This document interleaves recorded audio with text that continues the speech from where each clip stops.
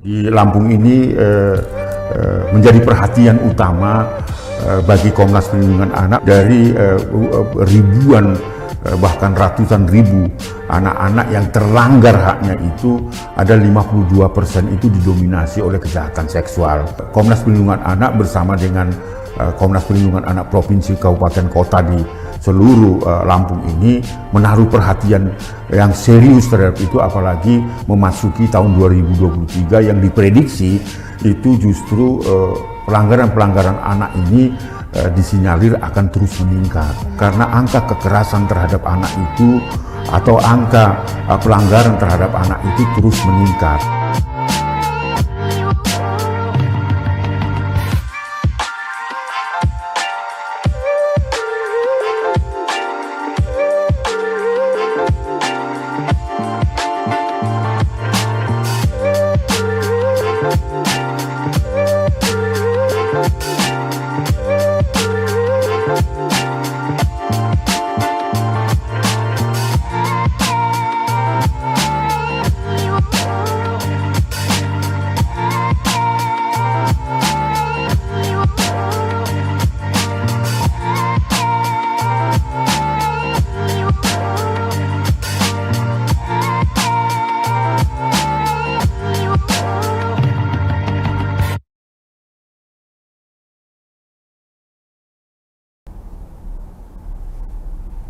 Halo Tribuners, jumpa lagi bersama dengan saya Kusnula Syaifah. Kita masih di wawancara khusus dan wawancara eksklusif ya Tribuners.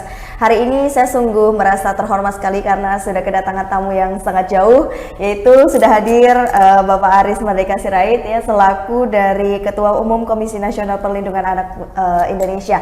Halo, selamat siang Bapak. Selamat siang Mbak, selamat siang. Saya mengucapkan terima kasih sekali Bapak sudah menyempatkan waktunya di sela-sela kesibukan mampir ke Lampung, tapi tetap bisa mampir ke Tribun Lampung. Tentunya hari ini kita akan berbincang Tribuners bersama dengan Pak Aris ya, menyangkut dengan masalah-masalah perlindungan anak Pak ya.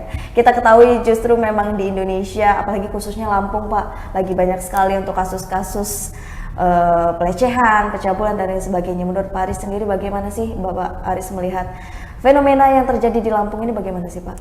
Ya, secara nasional ya, situasi anak di Indonesia itu memang cukup memprihatinkan ya. Karena apa? Dari hari ke hari kasus-kasus kejahatan terhadap anak itu terus saja tidak henti-hentinya ya. Bukan hanya di Lampung tetapi di provinsi-provinsi lain ya. Jadi apa yang sedang terjadi di Lampung ini dalam arti keseluruhan di hampir seluruh kabupaten kota itu ditemukan pelanggaran-pelanggaran terhadap anak ya. Di Lampung ini menjadi perhatian utama bagi Komnas Perlindungan Anak bersama dengan Komnas Perlindungan Anak Provinsi dan Kota Bandar Lampung dan di kabupaten kota lainnya. Karena apa? Karena angka kekerasan terhadap anak itu atau angka pelanggaran terhadap anak itu terus meningkat. Dan yang menjadi keprihatinan kita semua dari ribuan bahkan ratusan ribu anak-anak yang terlanggar haknya itu ada 52% itu didominasi oleh kejahatan seksual. Belum lagi kejahatan-kejahatan bentuk lain ya. Ada yang kejahatan merendahkan martabat, memisahkan anak dari orang tuanya, ada anak-anak korban perbudakan seks juga, ada juga ya fenomena penculikan anak untuk tujuan-tujuan tertentu dan sebagainya. Itu ada di sekitar kita dan di sekitar Lampung ini. Maka Komnas Perlindungan Anak bersama dengan Komnas Perlindungan Anak Provinsi, Kabupaten, Kota di seluruh Lampung ini menaruh perhatian yang serius terhadap itu, apalagi memasuki tahun 2023 yang diprediksi itu justru pelanggaran-pelanggaran anak ini disinyalir akan terus meningkat. Ya, jadi beberapa waktu lalu kita mendengarkan kasus misalnya di Sulawesi Selatan ya, mungkin akan bisa juga terjadi di Lampung, di mana anak remaja misalnya melakukan penculikan karena terobsesi mencari uang lewat situs web. Ya, situs web itu untuk mencari uang dan menjual organ tubuh dan sebagainya kan. Kan ini kan sebuah kejadian yang mungkin saja kita harus antisipasi jangan sampai terjadi di lingkungan kita, khususnya di Provinsi Lampung. Kalau kejahatan-kejahatan seksual di beberapa kabupaten yang ada di Lampung ini kan cukup tinggi ya. Bahkan ada yang merendahkan martabat, ada kakek-kakek ya, kemarin kita mendengar ada 4 kakek justru melakukan kejahatan seksual terhadap anak. Nah ini kan sebuah perilaku yang harus diantisipasi oleh kita semua. Ini loh situasinya secara nasional, dan bahkan di Provinsi Lampung ini kan memasuki urutan yang ke-8 saya kira. Banyak anak-anak terlanggar haknya di sini yang perlu diantisipasi, dan perlu kehadiran pemerintah, kehadiran masyarakat, ulama, ya, tokoh agama dan sebagainya dalam kerangka itu. Belum lagi kita lihat ya, kejadiannya bukan saja di rumah, tetapi juga ada yang di lingkungan sekolah, baik itu sekolah yang berlatar belakang agama non-agama, ada di pondok pesantren, bukan hanya di Lampung. Beberapa tahun lalu saya menangani perkara misalnya di mana ada 4 yang seharusnya melindungi anak sebagai guru di sana, apakah guru ngaji, ustadz dan sebagainya, itu justru korban-korbannya hampir 38 orang ya. Kalau saya mendengar itu, atau saya menangani langsung ya, seperti apa yang terjadi di salah satu tempat di Natar ya, di Lampung ini, begitu. Jadi situasinya memang cukup memprihatinkan. Cukup memprihatinkan untuk di Lampung sendiri, bahkan Indonesia. Kita melihat beberapa kasus nih Pak ya, di Lampung dan di Indonesia ini kan, ini baru 2023, sepertinya kasusnya mencuat lagi nih Pak. Banyak sekali pencabulan, banyak sekali perendahan dan lain sebagainya. Sebenarnya menurut Pak Aris sendiri, faktor apa sih yang jadi memang mendorong seseorang pelaku itu bisa membuat seperti itu tuh? Pertama memang sudah terjadi perubahan perilaku ya, terhadap anak-anak kita. Terus pola pengasuhan yang sudah berbeda. Ya, sangat berbeda. Lalu lemahnya atau minimnya keterlibatan masyarakat terhadap apa yang sedang terjadi di lingkungannya. Semua itu juga adalah disebabkan juga ekonomi dan sebagainya ya.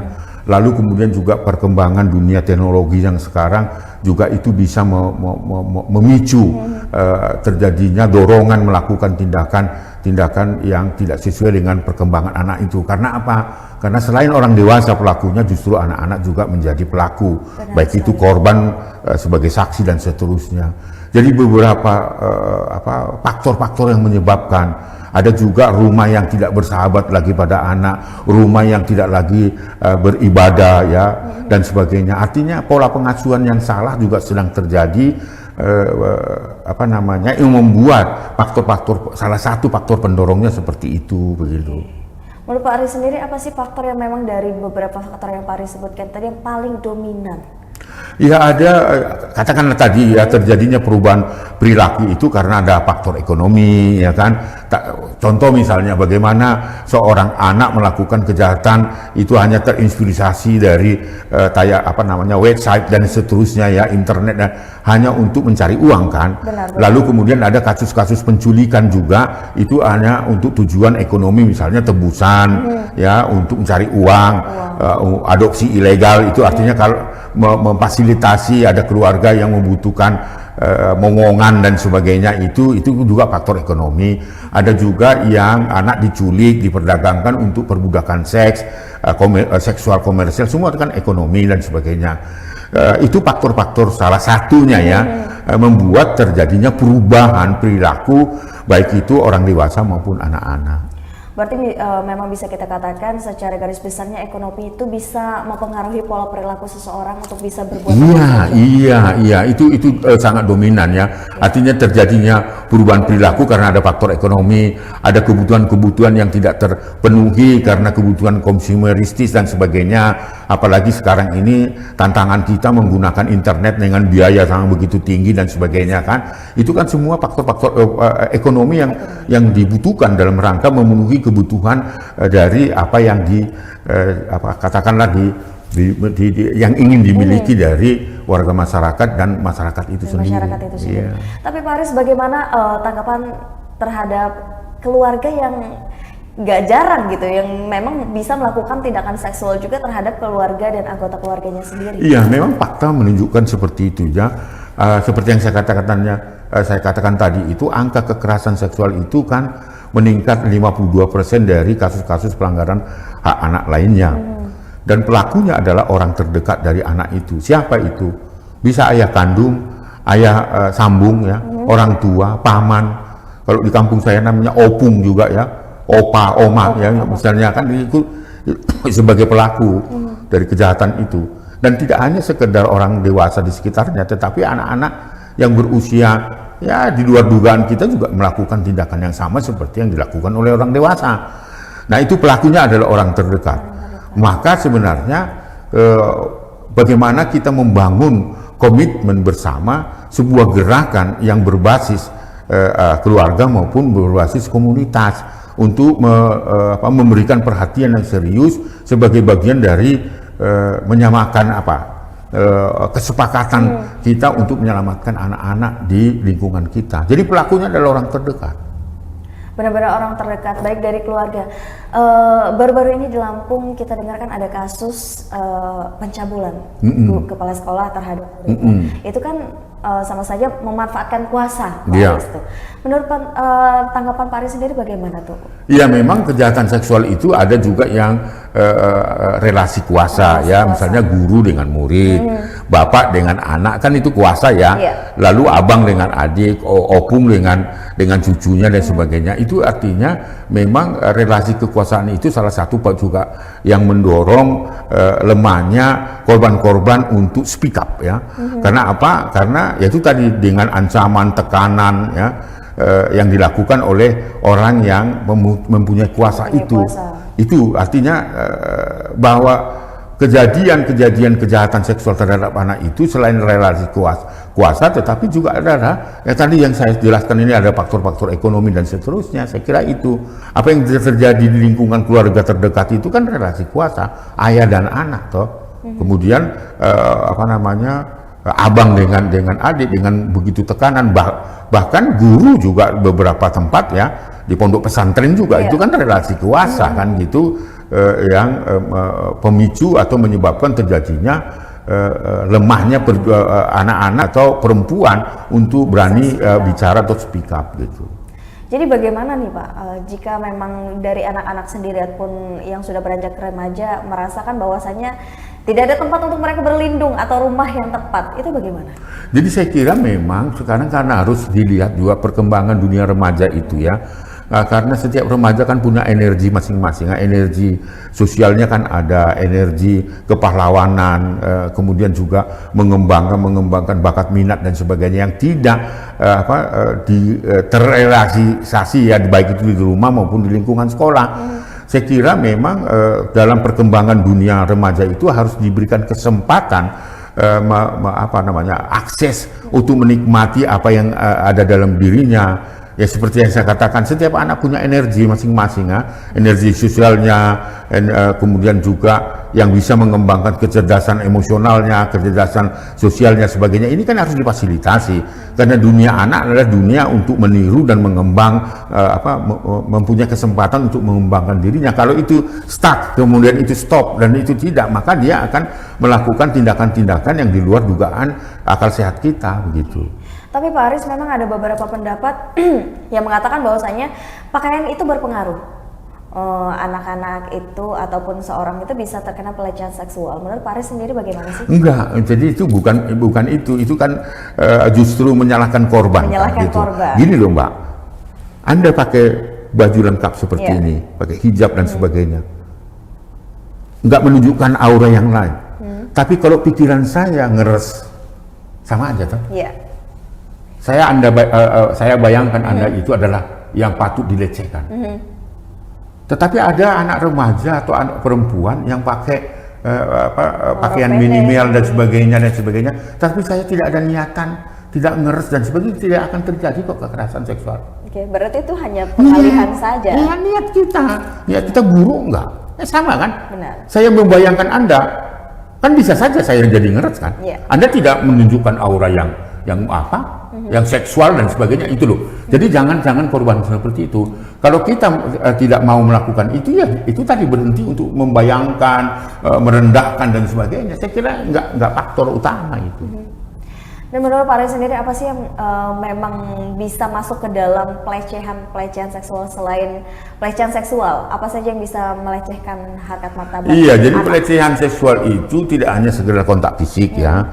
Artinya merendahkan, melakukan katakanlah harassment ya, pelecehan dan sebagainya.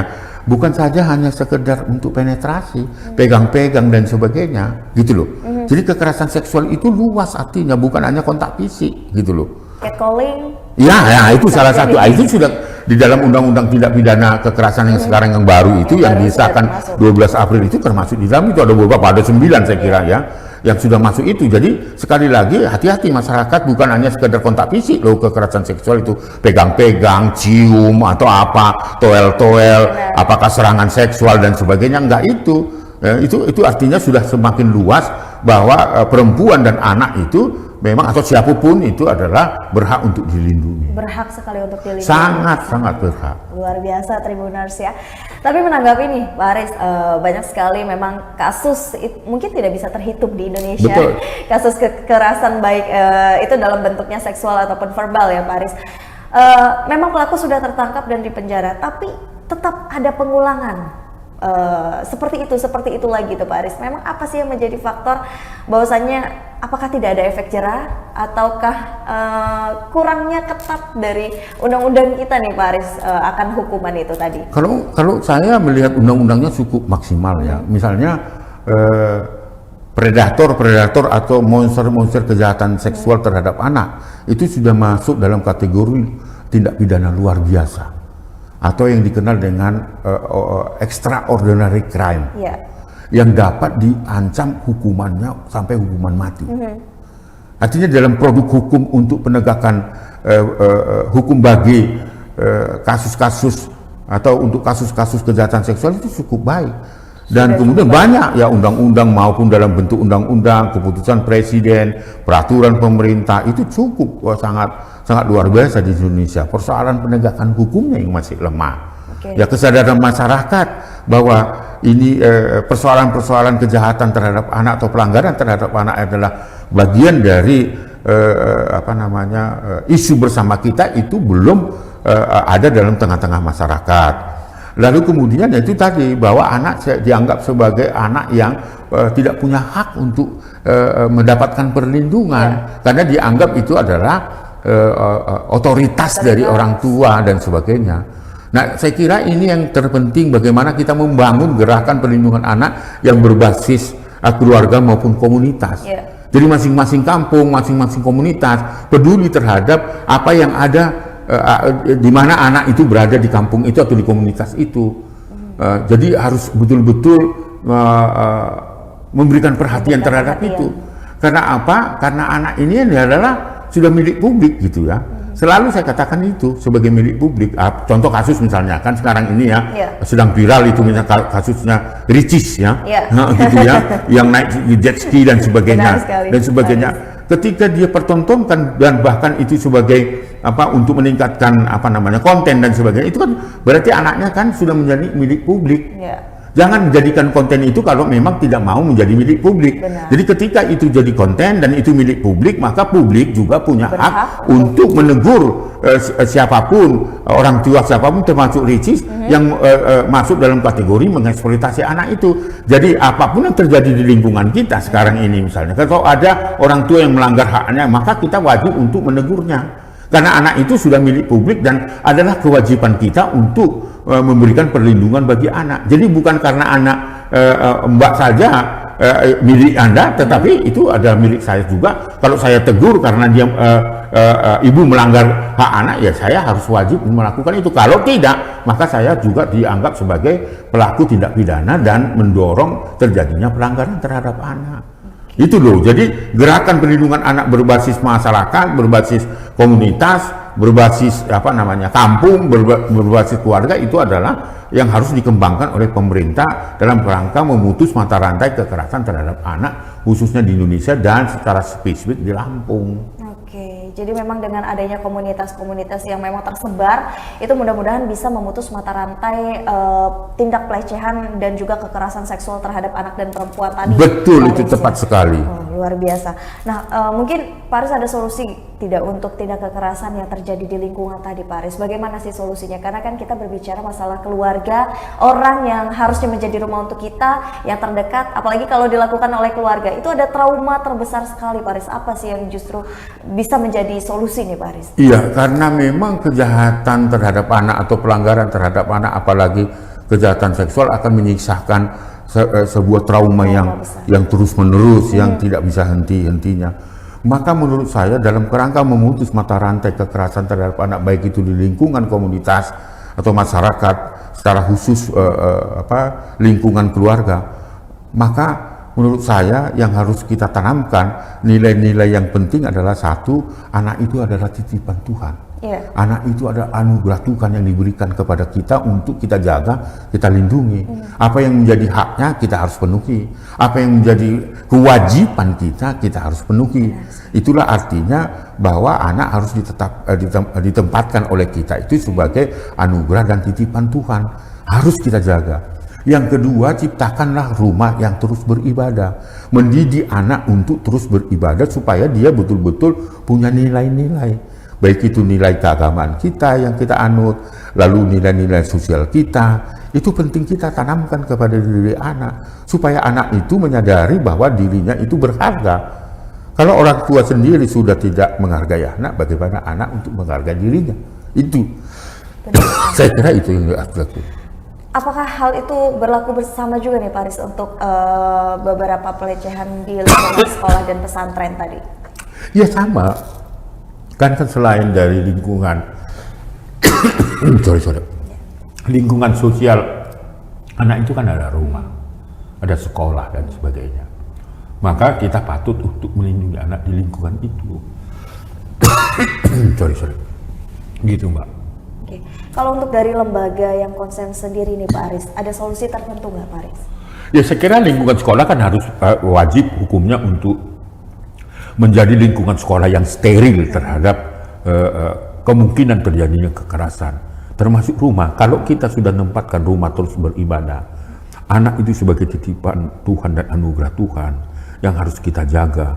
Dan anak itu mempunyai hak ya, yang harus dilindungi. Dan kewajiban kita untuk, saya kira tidak akan terjadi lagi kekerasan itu, baik itu di lingkungan sosial anak di rumah maupun di sekolah. Iya, kalau guru menempatkan yang sama gitu, baik itu ya katakanlah ke pondok-pondok pesantren yang berbasis agama, itu harus sungguh-sungguh kita laksanakan dan kita wujudkan bahwa lembaga itu kan yang kita katakanlah Pomtes sekarang ini kan menjadi apa ya, menjadi tumpuan dari orang tua, bagaimana anak disekolahkan di situ supaya dalam kerangka dididik dengan baik dengan nilai-nilai keagamaan dan sebagainya kan. Nilai-nilai itu kan harus ditanamkan, bukan hanya kecerdasan emosional, bukan hanya kecerdasan intelektual, tapi kecerdasan sosial, emosional, dan itu harus dibangun begitu.